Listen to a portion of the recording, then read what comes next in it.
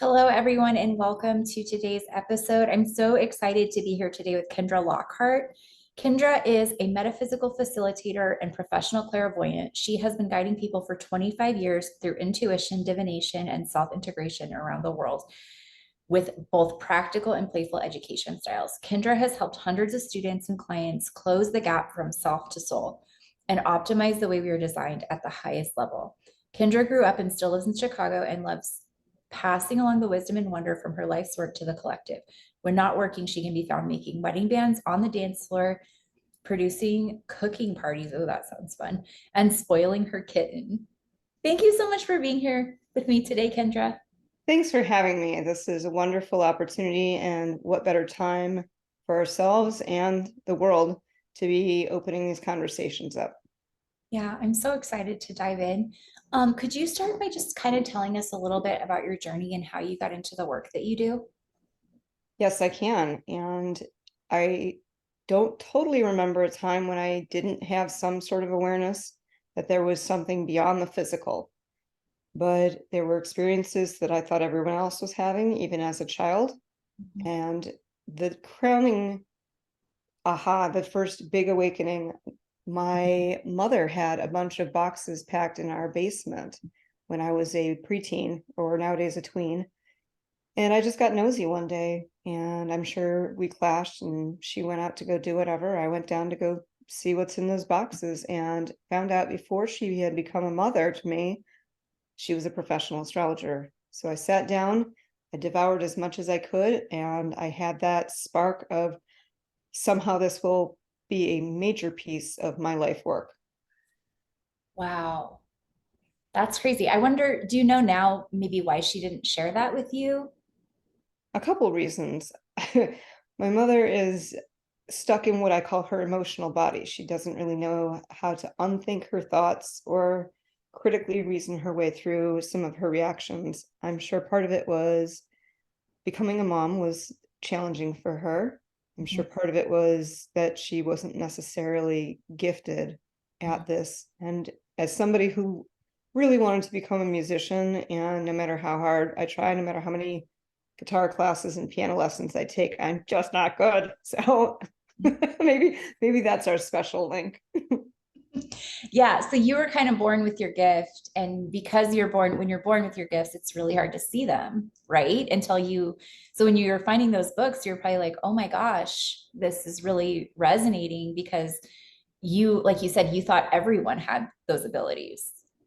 And that's a beautiful way to say it, is you don't know you have them. You can't see them. Yeah. What I help my clients and students understand is there are two almost bumpers in your lane that will help you figure out what you are. Is one is going to be something is a calling or a piece of a puzzle, and it will deeply resonate, just like I was with astrology. Mhm. Another thing will be an incredible contrast. I was I had a moment where my half brother was having a water accident. He was drowning, and I find a lot of clients, even the ones in my family who have the gift but don't want it. There's Mhm. something about water, and Mhm. so yeah, it was an opportunity to explode into a clairvoyance of being maybe 8 years old, not knowing what to do. I remember being in the water and trying to throw it over my head. He was at the bottom, and I Yeah. just stopped, saw a movie in my head, got out of the pool, pulled a chair over, exhaled on my breath, jumped to the bottom, grabbed his hair, pulled him up, and immediately called for everyone to come to my grandparents' pool. Whoa, you saved his life. Saved his life. Wow. That's And interesting about water too. I think that there's a lot of spiritual significance to that. yes, Wow. What a powerful story. thank you. I was looking through your post, and something that really caught my attention was when you were talking about the Lionsgate portal, and that was such a big deal online. And you were kind of sharing your perspective on like the truth versus the myth around that. Could you tell us more? I'd love to. And as more awakening and playing around with magic becomes normalized, Mhm. it's going to be messy before it's clean. Yeah. So it seemed to divide people on the internet. Everyone was getting very excited about it, or working it into their coaching, or just dropping it into their branding. And it's one of those things where if you don't know what you're talking about, if you don't have an understanding and an experience with it, it's really hard to make it useful. Imagine having a car you don't know how to drive. Mhm.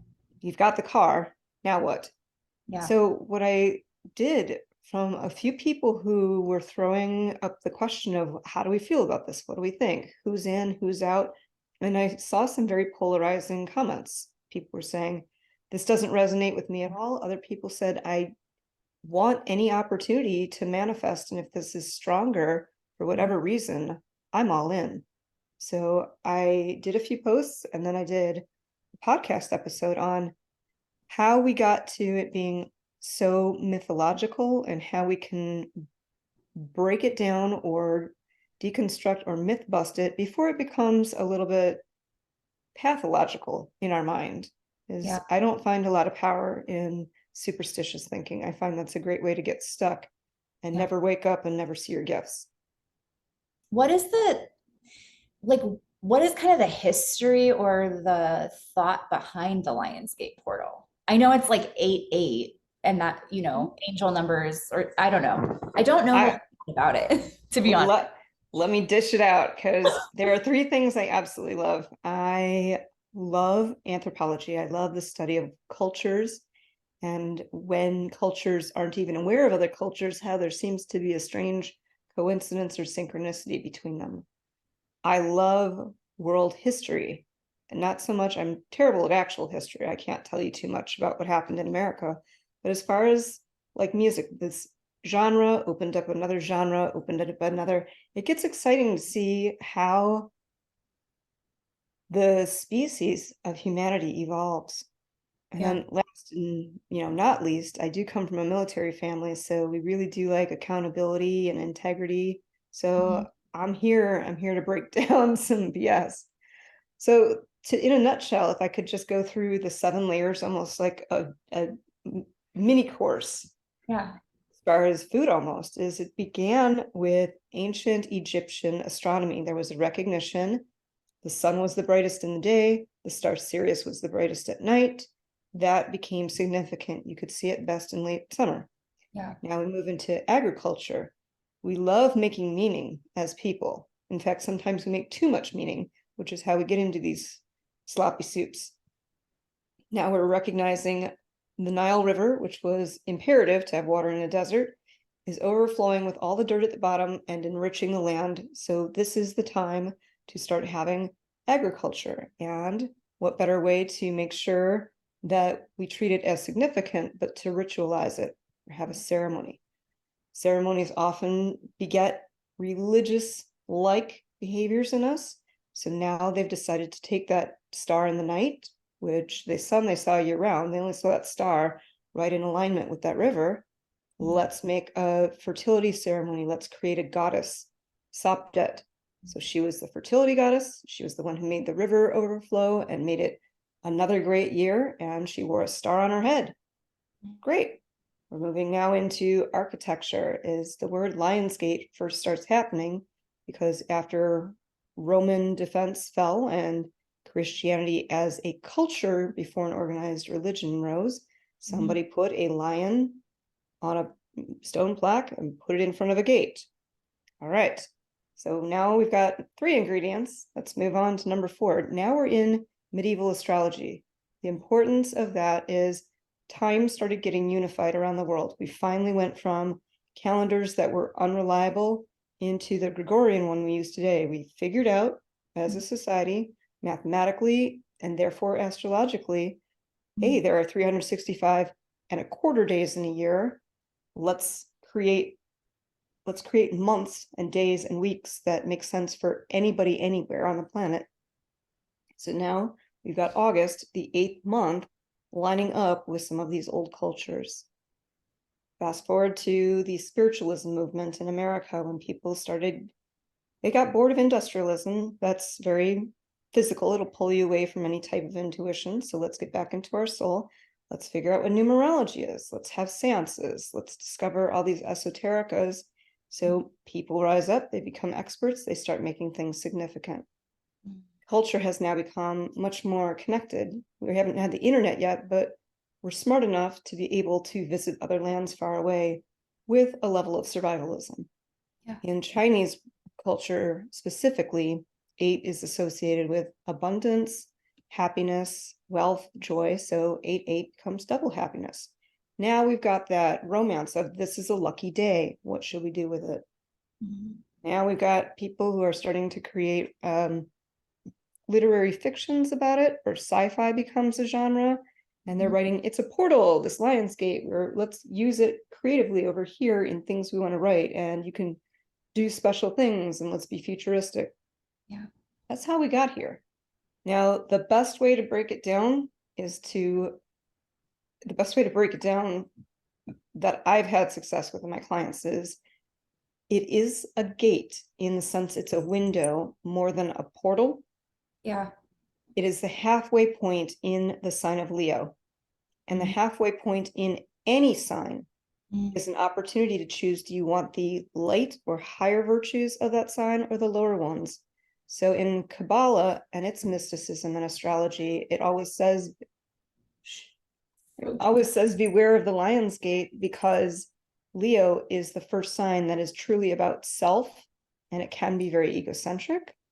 Historically, there have been many things that have gone awry on the lion's gate, like an omen. So it is ritualized into choose wisely. Oh, wow. Wow. That's very interesting. I love it. Yeah. And kind of the way I think of all this stuff is that anything that we give meaning to can increase our manifestation powers because we're giving it meaning. Mm-hmm.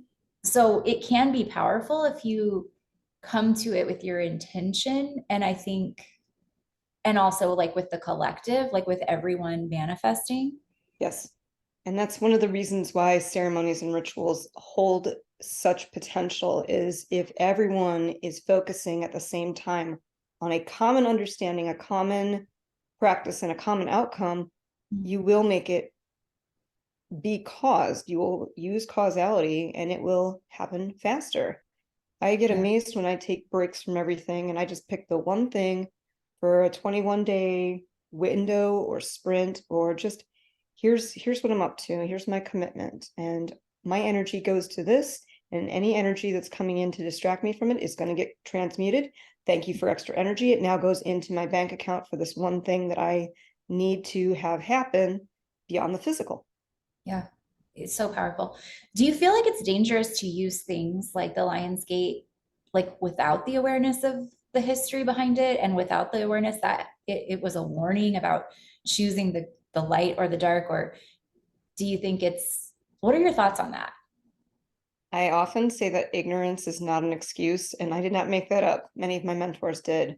Yeah. So dangerous in the sense that if you really want to give your power away to something you don't understand, if you want to sign on somewhere dotted line, but you didn't read the contract, it's not going to create things that you can intentionalize. And without a layer of understanding, how are you going to have the experience?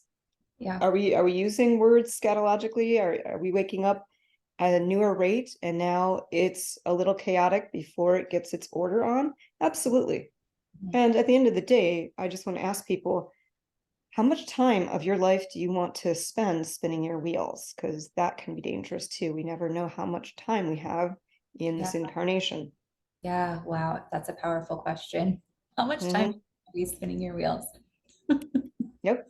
Because you're going to, not only are you going to hold yourself at a certain frequency and vibration longer than your own plan and a bigger plan for you might have in mind, but think of the people that you've drawn into your life when you were really stuck. Yeah. I went through the same person over and over and over again because I just couldn't bump to that next layer because it wasn't a full comprehension and a full awareness. Yeah. That same thing happened to me for years. It was the same dynamic, the same vibration, the same stuff over and over, just a different face until I healed. Until one day I was like, maybe I'm the common denominator here. Yes, I need to heal something within myself. And then, of course, once I did that, the whole narrative changed. 100%. It'll flip on a dime. And that's one of my magic totems. If I ever see a dime laying around on the street, ever since I was a little kid, I thought change can be as fast as a blink if you close that gap between yourself to your soul. I remember I went through envious or competitive or jealous mentor after teacher. And pretty soon I had this body count, and I thought, am I a terrible student? Am I a dangerous student? Am I difficult? Is there some weird self-sabotage? I keep Yeah. repicking this Yeah. because now it's getting superstitious. And it was, no, Kendra, you've just never given yourself the permission and the imagination of what if? I wonder what it would be like if I had a teacher who was just so happy to contribute to my gifts and not worry that they didn't have them. Yes. Whoa, like the world cracked for me. People came into my life that just said, hey, it's an honor to know you. I'm sure it's not easy to be as good as you are, but let's make sure that you go as far as you can. Wow. That's amazing. So I pay that forward. I have absolutely no ego or agenda around certain people. We're good until there's something unsafe or out of alignment. But I'm at your service until either of those come into the mix. Yep, absolutely. That's beautiful. I feel like that is rare to be able to find somebody that's able to support the full expansion of a very powerful person Yes. without feeling threatened. Yes. Yeah. You were talking about how we could support ourselves and kind of maybe even see Mercury retrograde as a good thing. Yes. Could you tell us about that? I love it. And I'm so sad that pop culture, I want to, and I'm here to pop the culture is let's stop with these ceilings we put on things, or these, again, it falls back on superstition. Something happened, it always seems to happen around this time is bad, I'm just going to be disempowered, or in forms of victimhood where it's happening to me and I have no say. So I either get sabotaged or I'll self-sabotage as a control. We've all done it. There's not a single person here who hasn't. And if you think you haven't, then I suppose that ignorance is very blissful until it isn't. One of Yeah. those days it's going to really suck to be like, oh, it's me. But but as far as Mercury retrograde, the beauty of any planet going retrograde, it's your vacation from otherness. You get to go to you. You get to say, all right, these 3 weeks are going to be around how do I learn? How do I listen? And how do I speak with myself? And as you go through each zodiac sign, not all Mercury retrogrades are the same. Right now, we're having one in Leo and one that transitions over to Virgo. I've told people you will thank yourself in ways that you can't put a price on if you will stop and give yourself better self-talk for the first couple days of this, and then roll it over into finish your projects, clean up your junk, clean up the way that you spend your money on you. Yeah. And that can often be transferred to other people. So people will say, but I don't spend my money on me. I spend it on, I give it away. I make all my friends happy. I guarantee you that is a personal agenda. That is how you spend money Oh, on for sure. yourself. For Yeah. sure. Yeah. Because they're probably not reciprocating, so it's not transactional. So for some reason, you definitely have a strong intention or, Getting something out of it. outcome around there. But Yep. yes, no, Mercury retrograde is not to be feared. In fact, none of the retrogrades are, as long as you understand this is a go within time and to tune myself up before I jump back into all my dynamics and being part of the collective. Yeah.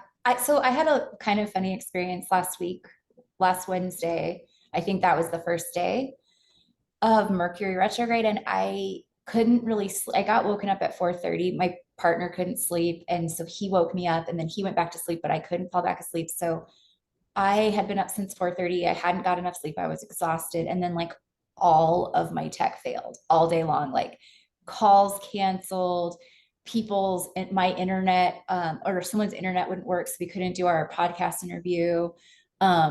It was like everything kept going wrong, and the whole second half of my day just blew up. And I was like, this is the best gift because I'm exhausted. And it was like, I was like, maybe Mercury retrograde is working in my favor, like if it's just a little reframe of like everything's going wrong, or like, no, everything's working out the best possible way. Yes. And I also love because I was that kid who was good at math and science. That's one of the reasons metaphysics comes naturally and more easily to me than others. But the moon causes tidal bulges that affects water. The sun, those solar flares, that affects our mind. Mm-hmm. Mercury is a planet that goes around us 3 times faster than we can around the sun. You better believe it has influences when we are at odds. Yeah. When we're on lap 1 and it's on lap 2 and it looks like it's behind us, but it's actually ahead of us, you're going to have something affected. And electricity is a very easy conduit, as is water, as Mm-hmm. is your mind. Mm-hmm. That's so cool. It is. I love it. I love how you combine like the science with because it is all connected, but it's really cool. I like to have the information. Like I like to know why. Yes. And Yeah. this brings me to one of the most misused phrases in what's happening as far as people's new spirituality or the awakening or the rise in consciousness. Is everyone says, oh, the divine union, the masculine feminine, or the Mhm. hierosgamos is Mhm. this is it. If you knew what it really was, you'd really have your mind blown wide open. Yeah. The reason why I cater to both types of clients is, first of all, I don't love gendering every single conversation we have. I'm Right. already one of the first people who's real tired of, are you in your masculine? Are you in your feminine? About everything. Mhm. We're not a hammer. Stop treating everything like a nail. But secondly, the hierosgamos, that divine union, was only to be about the active and the receptive energies, the push and pull of the greater cosmos. Yeah. And you do need information, you do need knowledge, but you Mhm. also need experience. Your experience goes only so far, like Mhm. I was as a kid, until somebody could explain it to me with information. People who understand things can only go so far without an experience. Yeah. That's so true. That's so When profound. you lock those two together, Mhm. suddenly it's as if you have a wand or extra glasses. You will not be able to unsee how much more sense everything makes. I feel like it's so like 90s spirituality to be like everything's about mindset and that's all you need. It's like, no, you are here living in a body because you decided to become a human and have a human experience and you have to live it. Like you have to like let it land in your body and then go and like not enough to be all up here in our crown chakra. Absolutely. And people, and I was one of them early on. I had my own will that I had to transmute. Mhm. I used to be one of those people who said, why would I want to come here? I didn't pick this. Yeah, like it's like some um, kind of punishment. check yourself. You came here for a reason that is probably so veiled to you. And one of the beauties of being in a human experience is all that virtue that you got at your soul level. And that's why I say closing the gap from self to soul is neutral and dormant until you are given a will, the ability to choose, and the trial and error of how to turn it in from a match into a fire, Yeah. and how to really create with it and have that awareness of self instead of, I'm just hanging out in the etheric with these virtues. I'm imagination, on creativity, I'm wisdom, but there's not a whole lot I can do with it because I'm not anywhere I can choose and I'm not anywhere I can get it right or wrong. There's no contrast, as we said earlier. Yeah.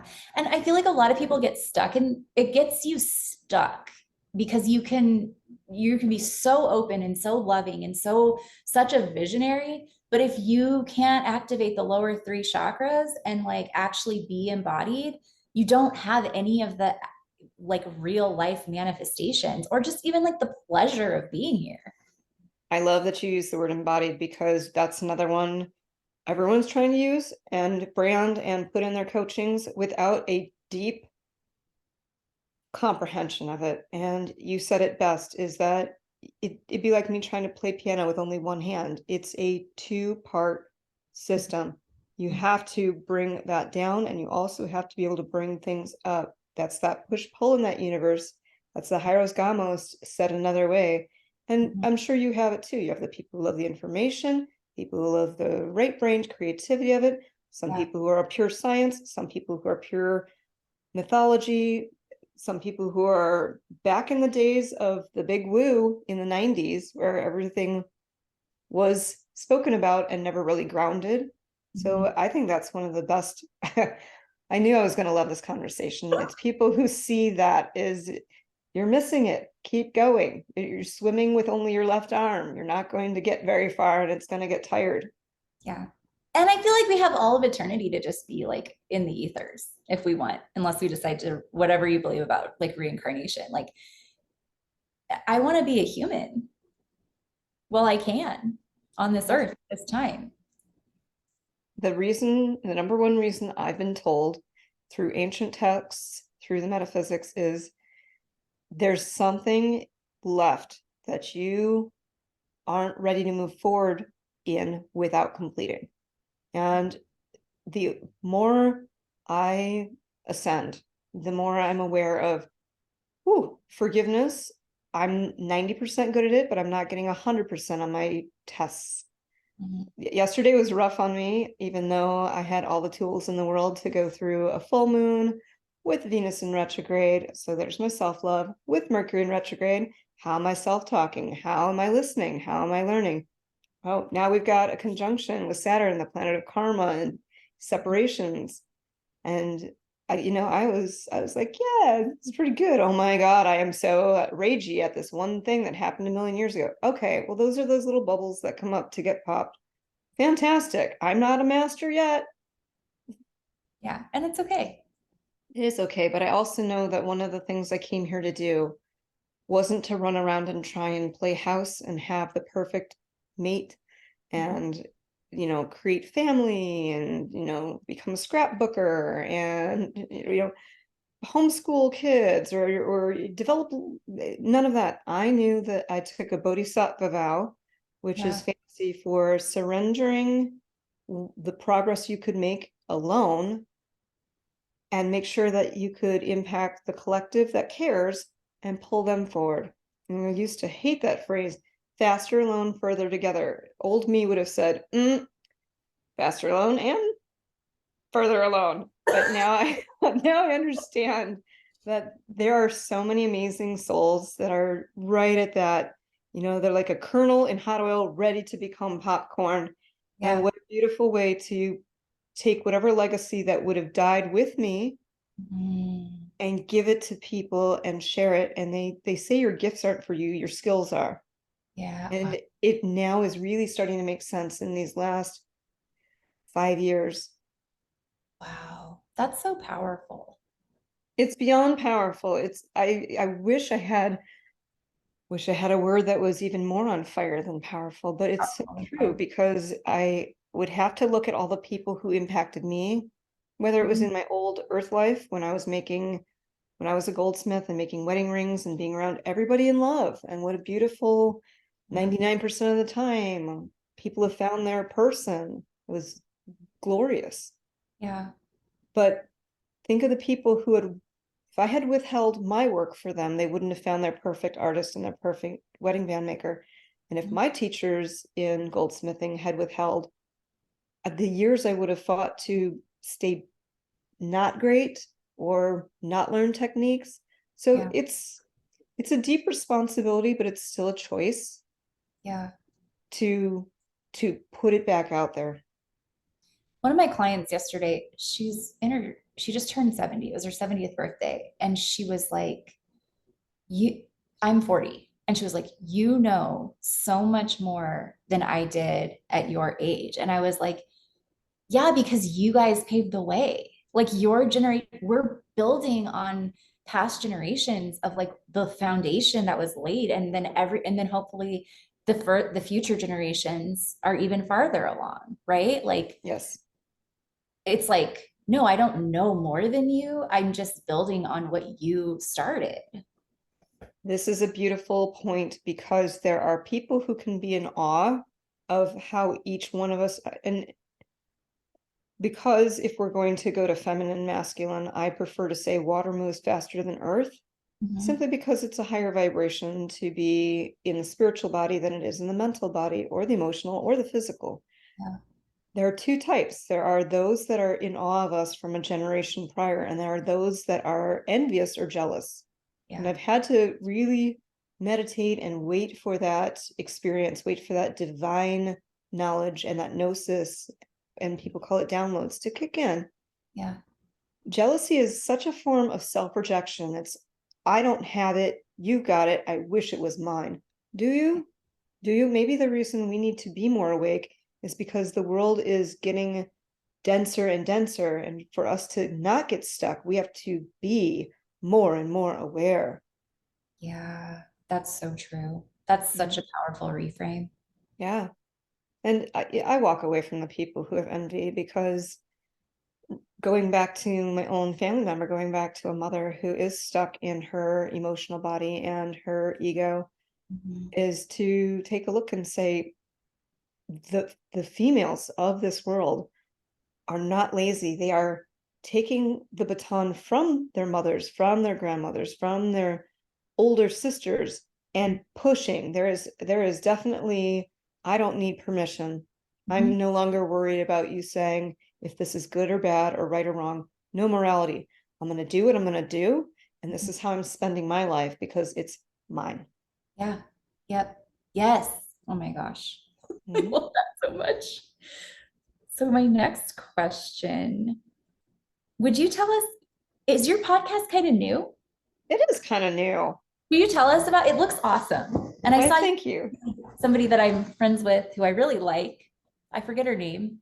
Tasha, was it Tasha? Tasha. Yeah, Yes. I follow her. So tell us a little bit about your podcast. Oh, I would love to. Frankly, I've had people say, you should be on the media. You should have a talk show. You Yeah. should use your voice. Well, my identity does not love my voice. When I was a little kid, I went to a new school and we had become a character from a nonfiction book day. And I had always been fascinated with Helen Keller as the first mystic I was really aware of. How could you be so limited in the physical and go so far beyond the physical? So I decided to do Helen Keller. And as a kid, I was a little more theatrical than I am now. But, I got in the dress and I had my little walking cane and I tapped my way up as a blind, deaf genius. And I went in the microphone and I honestly thought my voice was going to come out like a Disney princess. I thought, I'm Helen Keller. And it came out like Hillary Clinton came like, I'm Helen Keller. And I heard it through I heard it through the whole I heard it through the whole cafeteria, and parents were there. And I thought, oh my God, I sound like Hillary Clinton, or I should run for president. I do not sound like a princess. I was very upset. So funny. Yes. So now, fast forward into this age, being 50, is I've decided, let's have those talks. I've been dying. I've been lucky that there are people who can have them like we're having now. And it's taking the digitals to find people. Is they're no longer in, I live in a big city, I'm in Chicago, Yeah. but there is a conformity disease here. There is definitely the matchy match thing, and there are stereotypes, and I just don't want to feel like that much of an alien. So every conversation I picked 50 topics that I thought, let's have conscious conversations for the collective. And they are just open dialogues. I am not saying this is truth. I am not saying that, if you disagree, we can't be connected. But I had no idea. I mean, everyone told me, just do it. It's going to be great. It's going to be so successful. Successful in the fact that I'm booked a year out. Yeah. I had So, no idea people were going to sign up like this. mhm. That having been in sales for wedding bands, even though it wasn't really sales, it's let's have a meeting and see if I Yeah. can create for you and I'm your artist. Everyone's a yes. There's one person who's told me no out of 50 people. Yeah. So I must be onto something. I think people are, I think it's time. for these conversations, and they're powerful, and people are just, we're ready as a collective. It's like, we're like, let's fucking go. Agreed. And I'll be honest with you, the person who really was the one who made me stop navel gazing on it and stop retooling it in my idea factory over and over is an attorney named Michelle. And she said, Kendra, I have been everywhere. I have hyperachieved in my career. I have gone to all the retreats where you have the divine and the, explore yourself and the sacred sister thing. And she says, I can't find it here. So it must be in what you're calling beyond the physical. And maybe I don't know myself as well as I think I do. I said, Michelle, I will put money down that you are breaking up with your skills and arriving into how you were built long before anybody taught you a single thing about yourself. Yeah. And she said, I know a lot of people who would probably really like to meet you. And so I thought, wow, I would love to be able to have access to people who are high achieving like us and her people, and all at that same level of, this was supposed to be it. Try this. No, this is it. No, this isn't it either. No, And all those misadventures we have that just give us experience richness, but not necessarily momentum or progress. Yep. Oh, yes. Yeah, I love it. I'm so inspired by this community and the fact that we can connect online with each other, because it's not common to find it in your physical space, necessarily in your town or in your community. But all you have to do is go onto the internet, and it's like, here's the whole world of people who really care and who are raising the energy of the entire planet. Yes. And I wouldn't have believed you if you had told me earlier. I was much more willful. And I thought, no, it has to be. I live in Chicago.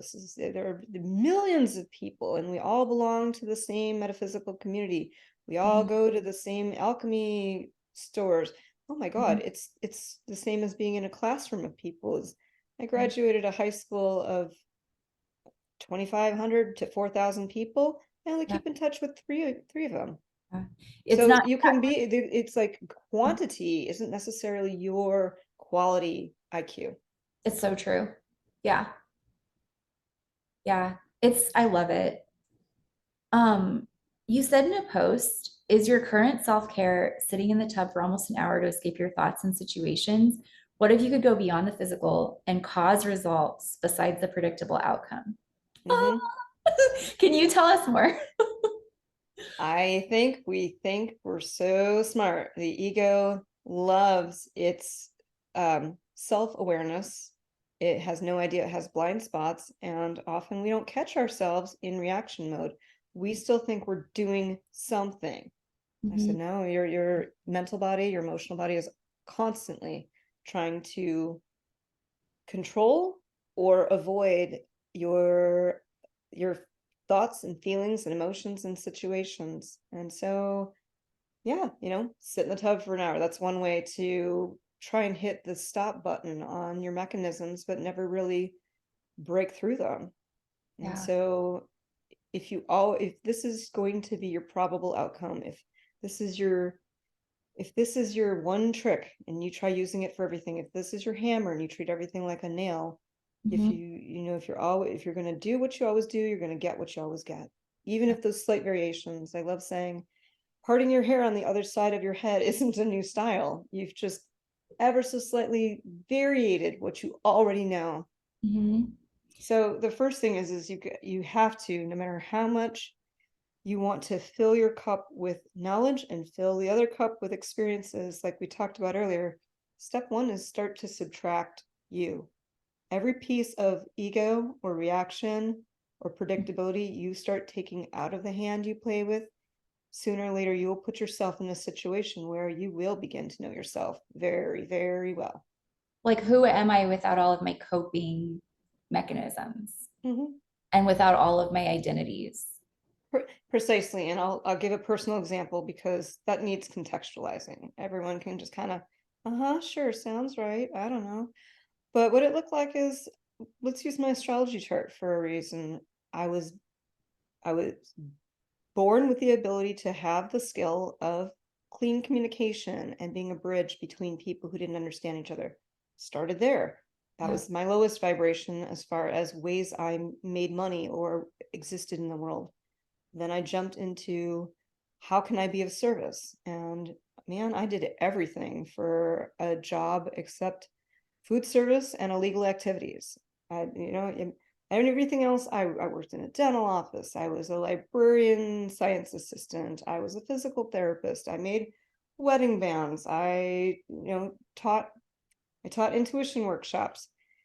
That's not it either. Then I went into my career track in my chart and used all of my art gifts and 25 years of being an award-winning goldsmith. I made 10,000 rings for brides, grooms, wives, husbands, partners, people who wanted to restore, people who wanted to get married to themselves. They said, I know that my self-love, I'm my husband or wife. Yeah. Wonderful, brilliant career. That too had a ceiling to it.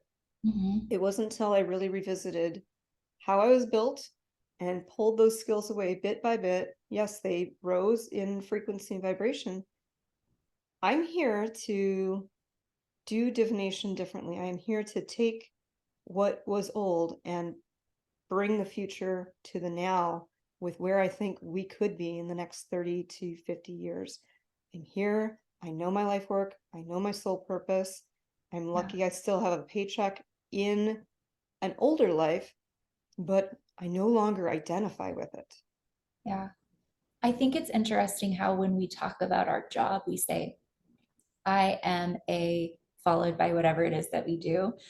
Because I mean, I guess it's like spirituality 101, that be very careful what you say after you say the words I am.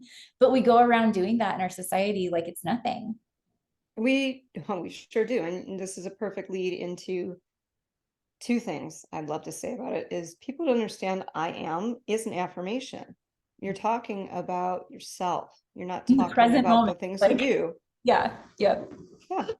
And number two, we are so afraid to find out who we are without our I ams that we'll say anything after it. I can't believe people say, I am tired, I am hungry. Mhm. Or like, I am vegan. Like you're literally identifying with what you eat and don't eat. Like that's kind of strange, right? I'm a food system. I'd prefer you being a soul or a human or an identity, but Yeah. all right. All right.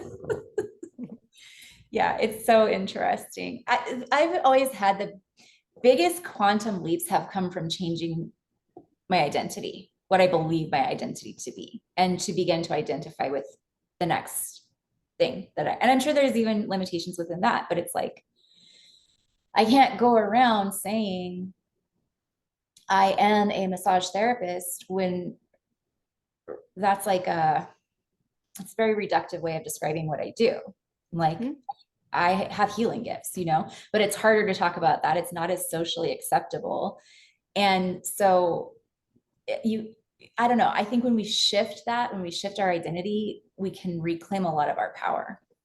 Yes. And when we reframe that there are things we own. And so to your point, what I used to say is when people go, well, what do you do? They're not asking, who are you? They asked what I do. So why would I answer with an I am? Yeah. I will tell them my industry is making wedding bands. Mm-hmm. My career is this. These are things I own. You've asked me what I do. Sooner or later, if you do it enough, you'll have something. That's the natural cascade of who do I have to be? What do I have to do? Then the result. So I'm perfectly comfortable figuring out the right phrasing to match the level of the questioning. Yeah, that's so true. Yeah, you're right. Nobody really is asking you who you are when they ask what you do. Right. Yeah. They don't. So interesting. This is so cool. Could you tell us about how you use shadow integration in your work? I would love to. That is one of my, so the three pillars, and I'm adding a fourth this year because never say never. My first thing was, hey, magic. Yeah, magic is dangerous. We've seen what happens when it's in the wrong hands. I had to get over that there's no such thing as wrong hands. If somebody has a will to get to something, they're going to get to something.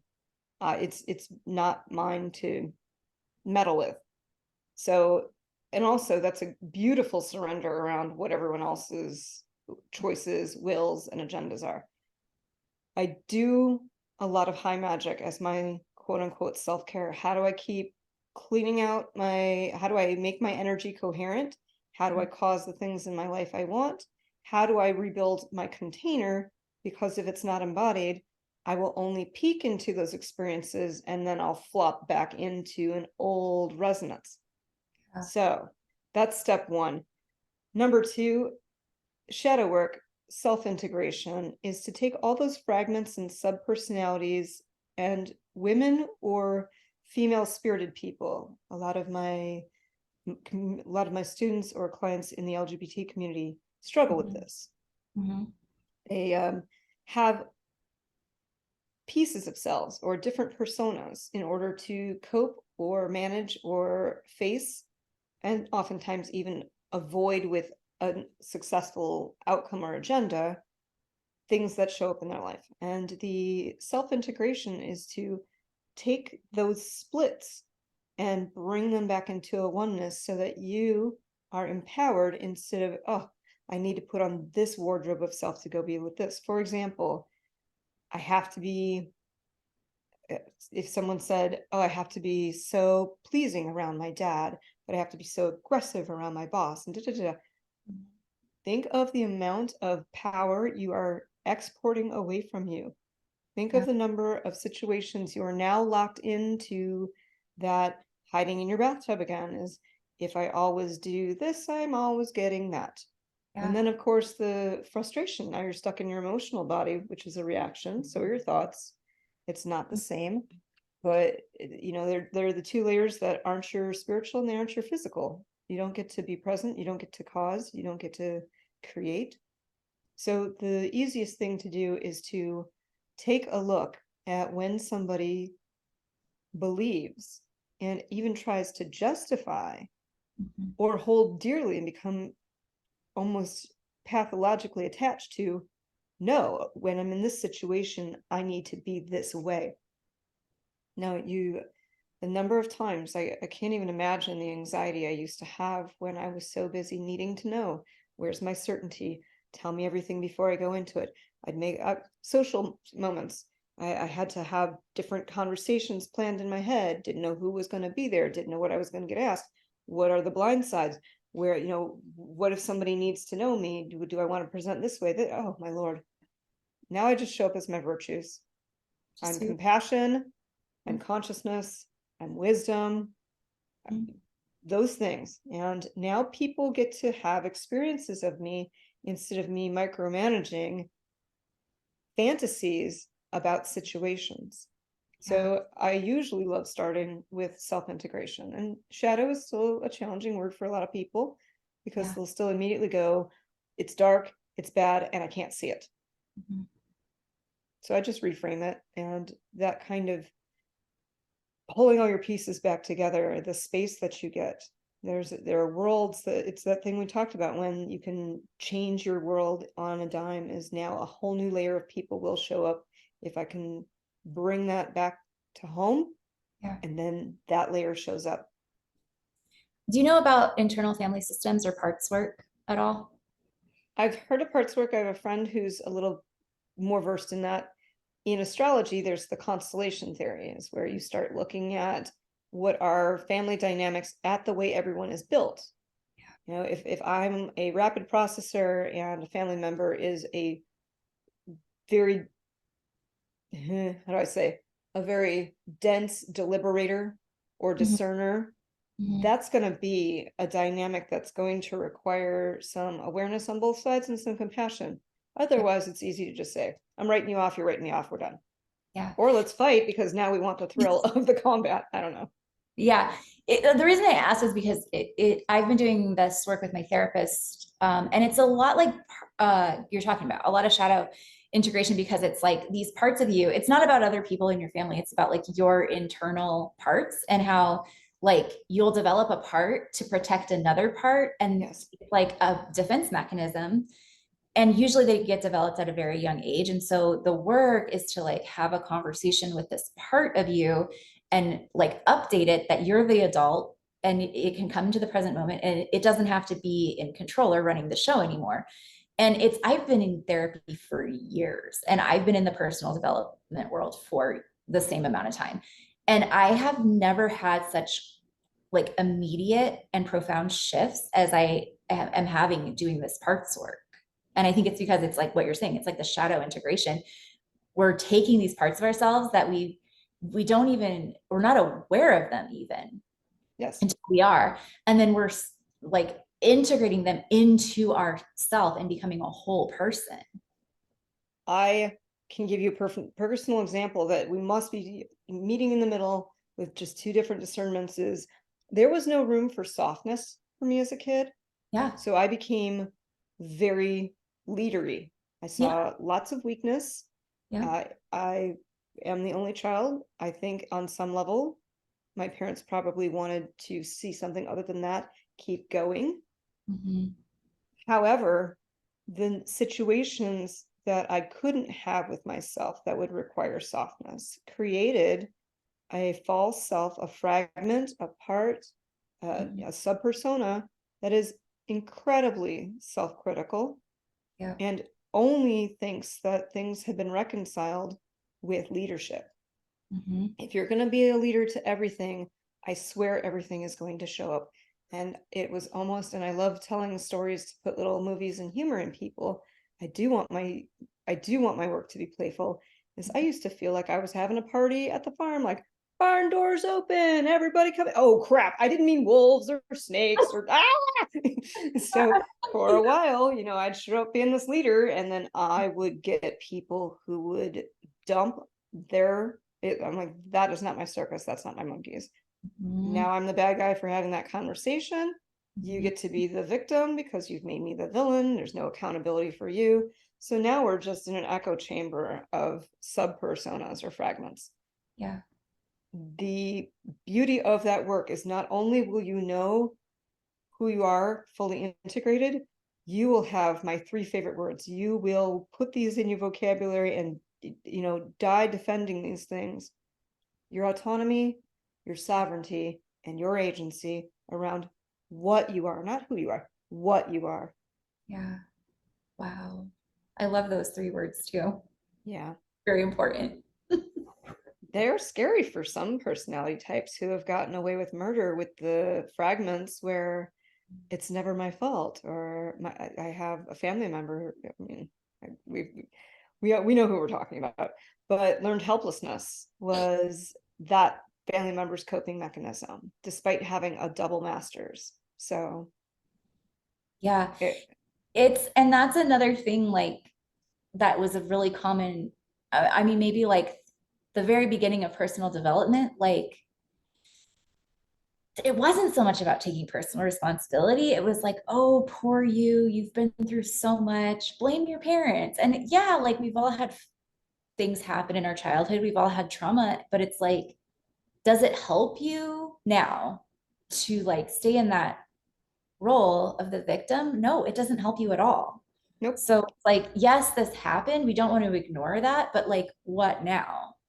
Exactly. And the beauty of being able to subtract or integrate, when you start taking those off your plate, it's amazing. And Tasha was critical in our Sacred Rage podcast, the Mhm. number of health disorders that women were manifesting by Mhm. trying to be all these different selves or everything to everyone or whatever expectation they were living into, or having an aversion to their own agency around the ability to get angry. Yeah. I have a good friend who says it very profoundly. She says it's the emotion pie. Women can have every emotional piece except anger. Men use anger for every other emotional piece that they can't understand. And if the two halves of society could integrate and embody that this is not only normal, this is health saving to do this, then I think everyone would run to integration or parts work. Totally. It'd be, where do I sign to say I don't want to be Beyonce. I don't want so many hyphenates. I don't want to be the leader, the victim, the this, the that, oh, and then I use this part of me when I'm dealing with that person. That is a multiple personality disorder without making it a psychological. I'm using it much more allegorically is how many personalities do I want when I meet a new person or a person in my work or my family or my social life or even my partner? Yeah. Let's just make it real simple. Let's just be me and always me. Mhm. My very first coach, I had recently been through a breakup, and the guy had like left me for his ex. And I was like, well, yeah, I was trying to be like love and light and like a return to love. And like, it's fine because he was doing what was right for him. And like, I just need to get over it. And like, I still think he's great. And she was like, you need to get angry. But I was so avoidant of that feeling because of what I was so entrenched in the spiritual world of like everything is love or a call for love. And that's true. And like forgiveness sets you free and all this stuff. But you do need to be able to have that feeling of like anger moves us. Yes. Like it gets us going and it on the like Abraham Hicks emotional scale, Yes. anger Thank is you. kind of high on the list because it sends you up the emotional scale because it gets you to take action. So if you remove anger, you get stuck. Well said. And, or depending on the personality type, is the more you're trying to stay up in your spiritual body, your soul body. Yeah. That's like going to college and you didn't even finish junior high. You need to come back to that emotional body, flush those pipes, and I guarantee your thoughts that you think are spiritual, because the ego loves to say, now I'm awake. You're not in your soul body yet, but you think you are.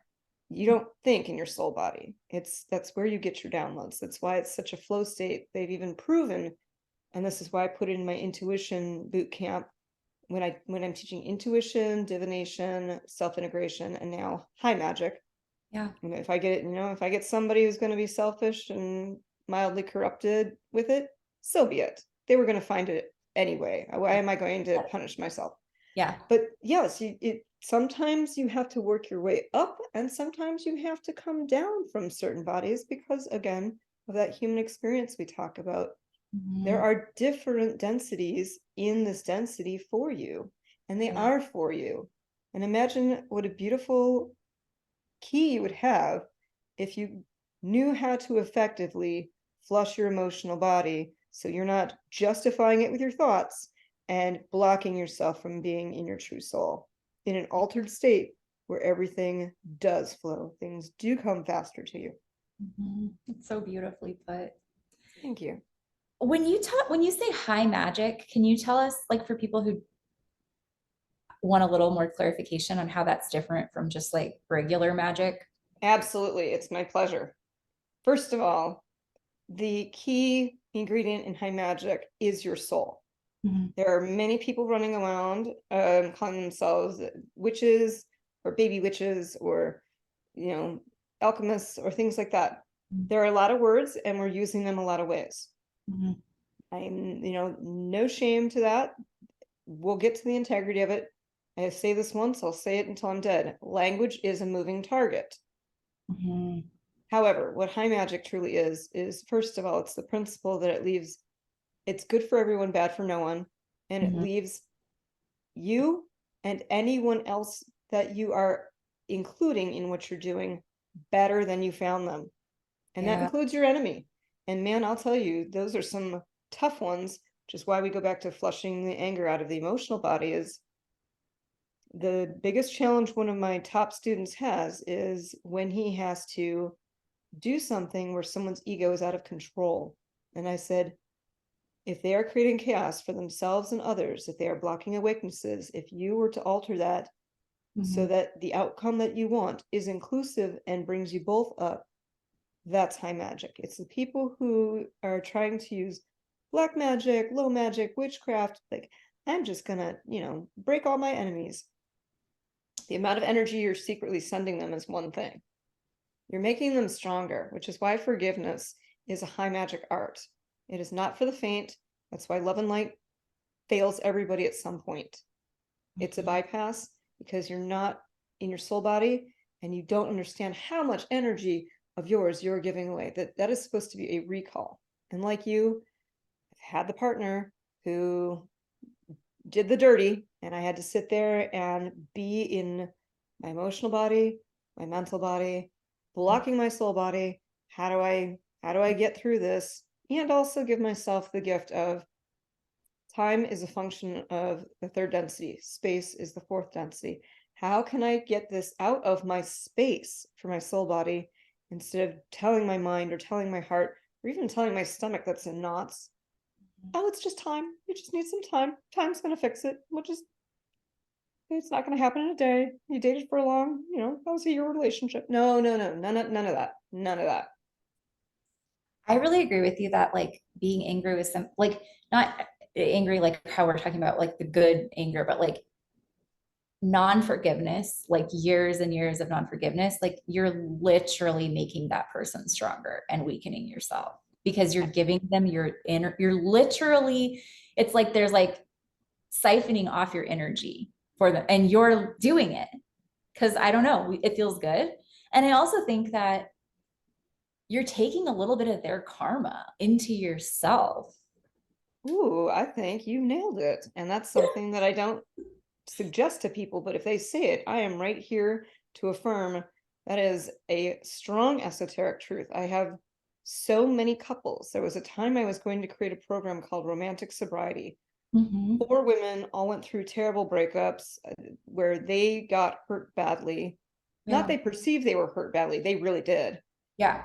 And not one of them was ready for the peace of that undoing and finding forgiveness as the recall of energy. It was still very much a confirmation of their aliveness and their Mm-hmm. feelings to Mm-hmm. stay angry or stay hurt or stay prideful or not forgiven.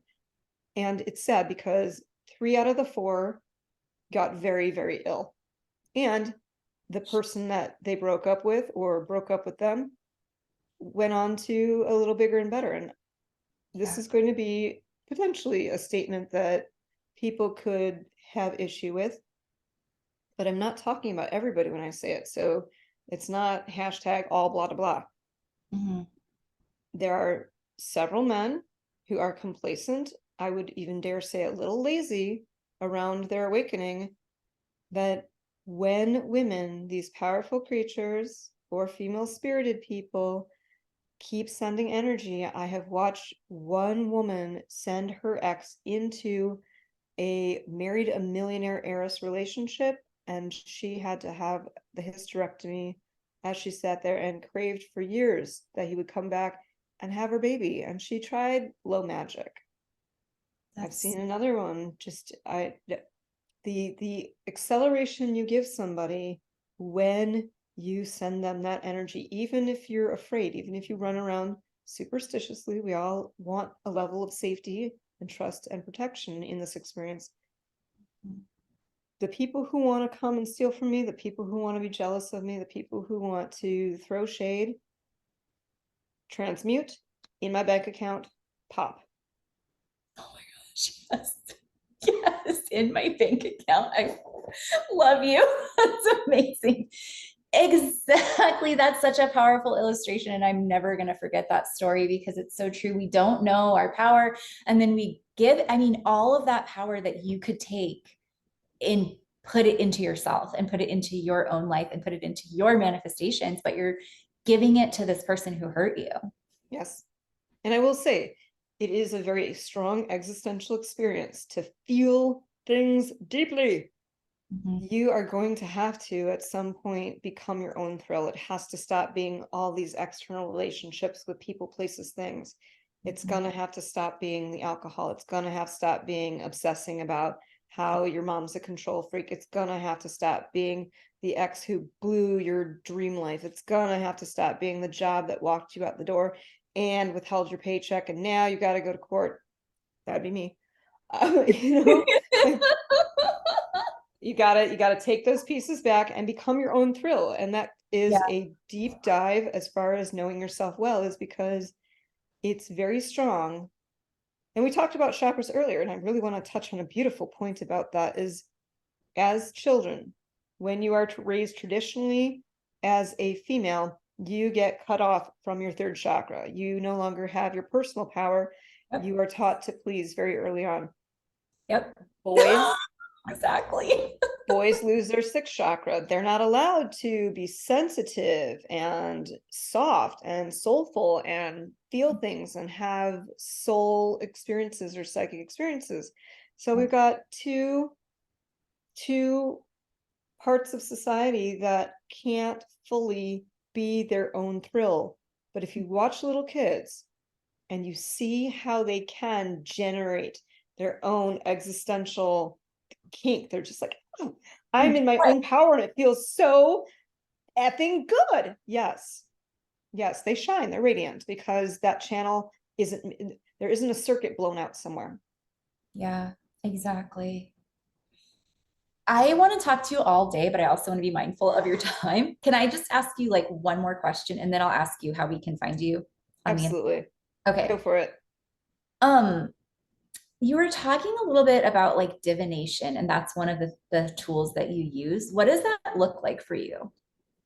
How That do is you a reframe from a biblical word. So I expect people to have a little bit of a bias or a concern around divination. What is that? Is that where Yeah. you're trying to predict the future? No, I just want you to be in the state of your divine. That's how I'm putting integrity back in that word. But the Mhm. modalities that I use that go beyond the physical is I have been a second generation astrologer since I was 14. Mhm. I have been a tarot educator since 1999. I learned from one of my favorite humans in the world, who was a Course in Miracles teacher, as Mhm. well as an indigenous Potawatomi medicine man. Mhm. That was a very fated interaction. That was one of those. It was kind of like I tried all the ways not to meet you, and I met you. Meant to be. Yes, and then the last one that helps people, because I do care about inclusive modalities, is astrology is definitely for people who want to visualize, and tarot is for people who want to listen within, and pendulum is for people who are very tactile, who are just Mhm. too busy in their doubts and their denials and their delays and their self-deceits. Is let's just, clean up that maybe everything isn't so dual like you think. Maybe there's just one very strong outcome, and let's explore that in the coherence of the energy field in the physical. So those are the things when I say I want to work people into finding their best divination modality, go Mhm. for it. And do you teach them how to do that for themselves? Yes. Amazing. And I'm And available if somebody doesn't want to learn the 50 million thing, because that's becoming a crisis now. We're in an age of information, and I'm meeting more and more people who have signed up for 1 million coaches and have 500 certificates. And I thought you've got that imbalance. You've got all the knowledge without the comprehension, without the embodiment. You've got all these experiences you can't explain and can't replicate, and you're missing that Hyros Gamos, you're missing that divine union up there. yeah, it's like I feel this something that was coming through for me the other day was like it feels so good to take in content and to learn and to like take courses and work with coaches and or even just scroll on the internet and just consume.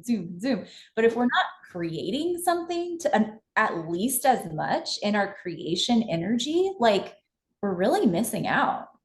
Absolutely. There's a colleague of mine who is a genius at bioenergetics.